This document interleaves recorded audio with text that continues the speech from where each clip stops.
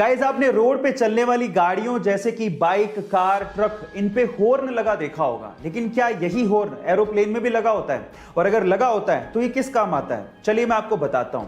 Actually road पे चलने वाली गाड़ियों के जैसे ही हवा में उड़ने वाले एरोप्लेन में भी हॉर्न लगा होता है, लेकिन ये पक्षियों को भगाने या डराने के काम नहीं आता और ना ही ये दूसरे एरोप्लेन को रास्ता देने के लिए कहने के काम आता है, बल्कि ये हॉर्न ग्राउंड स्टाफ और ग्राउंड इंजीनियर से संपर्क साधने को काम आता है। और साथ ही साथ अगर कोई प्रॉब्लम हो जाए तो इस हॉर्न का ग्राउंड पे इस्तेमाल किया जाता है, ना कि हवा में। गाइस, ये इंफॉर्मेशन आपको कैसी लगी चैट सेक्शन में जरूर लिखें। अगर आप एक सक्सेसफुल बिजनेसमैन बनना चाहते हैं और अपनी जिंदगी में सक्सेस का स्वाद चखना चाहते हैं तो गौतम अडानी, जो कि अडानी ग्रुप के चेयरमैन हैं और आज 5,490 करोड़ की संपत्ति के मालिक हैं, उन्होंने आज के युवाओं को एक बहुत ही अच्छी सलाह दी है।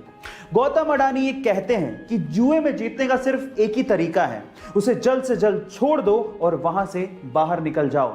और बिजनेस में जीतने का एक ही तरीका है, जितना हो सके उतना लंबा टिको जब तक जिंदा हो। गाइस, गौतम अडानी की ये सलाह आपको कैसी लगी चैट सेक्शन में जरूर लिखिए। गाइस, एक होता है सोना यानी कि प्योर गोल्ड, सुनहरा चमकदार, लेकिन एक होता है मूर्खों का सोना यानी कि फूल्स गोल्ड, जो कि दिखता सोने के जैसा ही है लेकिन सोना होता नहीं है। तो अगर मैं आपसे सवाल पूछूं कि मूर्खों का गोल्ड यानी कि फूल्स गोल्ड किसे कहते हैं, तो आप लोग क्या कहेंगे? चलिए मैं आपको बताता हूं। फूल्स गोल्ड यानी कि मूर्खों का सोना कहा जाता है आयरन पायराइट को, जो कि आयरन की एक अयस्क यानी कि मिनरल ही है। इसका केमिकल फॉर्मूला होता है FeS2।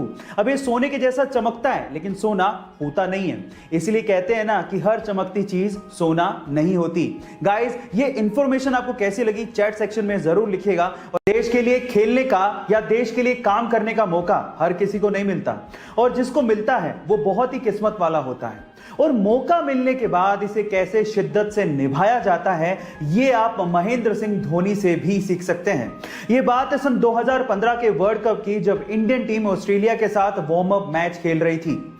अचानक से ही महेंद्र सिंह धोनी को पता लगता है कि उनके घर पे एक बेटी का जन्म हुआ है। किसी पत्रकार ने महेंद्र सिंह धोनी से पूछा कि क्या आप अभी भारत नहीं जाना चाहेंगे? तो महेंद्र सिंह धोनी का जवाब सुन के आपको गर्व महसूस होगा। उन्होंने कहा कि अभी मैं अपने देश का नेतृत्व कर रहा हूं, अपने देश की सेवा में हूं, बाकी चीजें इंतजार कर सकती हैं।